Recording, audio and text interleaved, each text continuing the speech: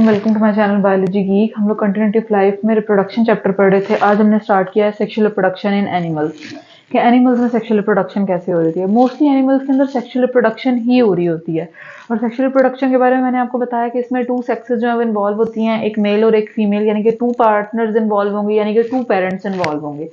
वो कहते हैं कि एनिमल जो है नॉर्मली सेक्सुअल प्रोड्यूस करते हैं। सेक्सुअल प्रोडक्शन में होता क्या है बेसिकली कि फॉर्मेशन होगी और फ्यूजन होगी, ये 2 बातें हैं। एक फॉर्मेशन होगी और दूसरा फ्यूजन होगी गैमीट्स की। और गैमीट्स क्या होंगे? मेल और फीमेल, यानी कि पहले मेल के गैमीट्स का बनना और फिर फीमेल के गैमीट का बनना, और उसके बाद इन दोनों की क्या होना? फ्यूजन होना। बेसिकली हम किस में डिस्कस करेंगे? सेक्सुअल रिप्रोडक्शन इन एनिमल्स में देखेंगे।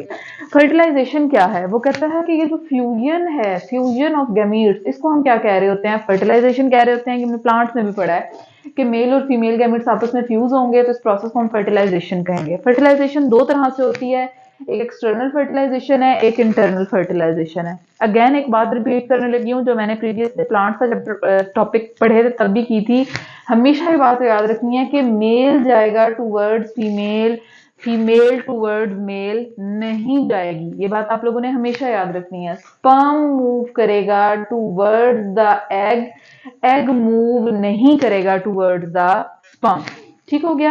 हम कहते हैं फर्टिलाइजेशन 2 तरह की, एक्सटर्नल फर्टिलाइजेशन और इंटरनल फर्टिलाइजेशन। एक्सटर्नल फर्टिलाइजेशन की बात कर लें तो हम कहते हैं कि इसमें जो मेल और फीमेल होंगे दोनों अपने स्पर्म और एग्स जो हैं सराउंडिंग में, यानी कि अपने एनवायरनमेंट में, जो कि बेसिकली वाटर होता है, वहां पे रिलीज करेंगे। वहां पे इनकी यूनियन होगी, फ्यूजन होगी, फर्टिलाइजेशन होगी और न्यू इंडिविजुअल जो उससे क्या होगा? फॉर्म होगा। तो कहते हैं कि मेल फीमेल के गैमीट्स जब वो सराउंडिंग में रिलीज आउट करते हैं और फ्यूजन भी सराउंडिंग में होती है तो उसको हम एक्सटर्नल फर्टिलाइजेशन कहते हैं। नॉर्मली ये फिश और फ्रॉग के अंदर हो रही होती है।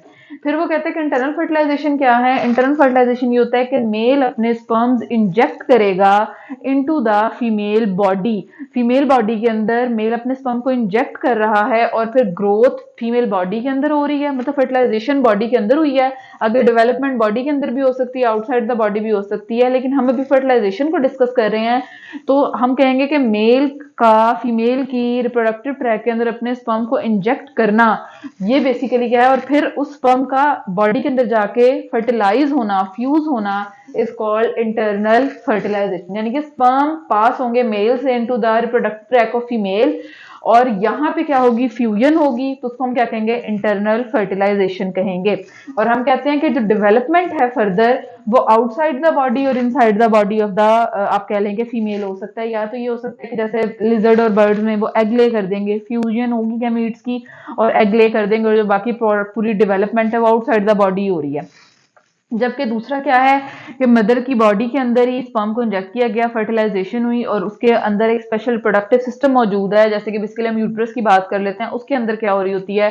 डेवलपमेंट हो रही होती है। जब इनसाइड द बॉडी होगी तो डेवलपमेंट के 2 हैं कि बॉडी के अंदर भी हो सकती है, आउटसाइड द बॉडी, लेकिन इंटरनल फर्टिलाइजेशन में फ्यूजन जो है वो इन द फीमेल बॉडी ही होगी। फिर हम कहते हैं कि स्पर्म और एग जो है वो आपस में फ्यूज होंगे, जाइगोट बनाएंगे, जाइगोट डिवाइड होकर हमारे पास फर्दर क्या बना देगा? एम्ब्रियो बना देगा। सेक्सुअल प्रोडक्शन की इंपॉर्टेंस क्या है? वो कहता है कि हमारे पास जो गैमीट्स हैं, आप हमें पता है कि वो हैप्लॉइड है, लेकिन जबकि जो जाइगोट है, ये जो इंडिविजुअल बन रहा है, वो क्या होता है? डिप्लॉइड होता है।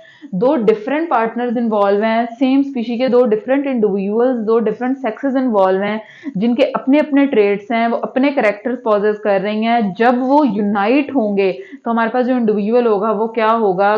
गुड ट्रेट वाला होगा, जिसको नेचर ने सिलेक्ट किया होगा और उसका वो सर्वाइव करेगा इस हार्श एनवायरनमेंट में। इधर आपने एक और बात भी याद रखनी है, क्योंकि सेक्सुअल प्रोडक्शन के अंदर मियोसिस हो रही होती है तो मिक्सिंग ऑफ कैरेक्टर्स हो रहे हैं। जब गैमीट फॉर्मेशन हो रही है, पहले मियोसिस में वो क्या होंगे? फिल्टर होंगे, जो सबसे बेस्ट ट्रेट होंगे मेल और फीमेल के वो जाएंगे गैमीट्स में, और जब फिर वो बेस्ट ट्रेट्स आपस में यूनाइट होंगे तो हमारे पास एक मिक्स कैरेक्टर वाला इंडिविजुअल जो है वो क्या होगा? बॉर्न होगा, ताकि वो इस हार्श एनवायरनमेंट में क्या कर सके? सर्वाइव।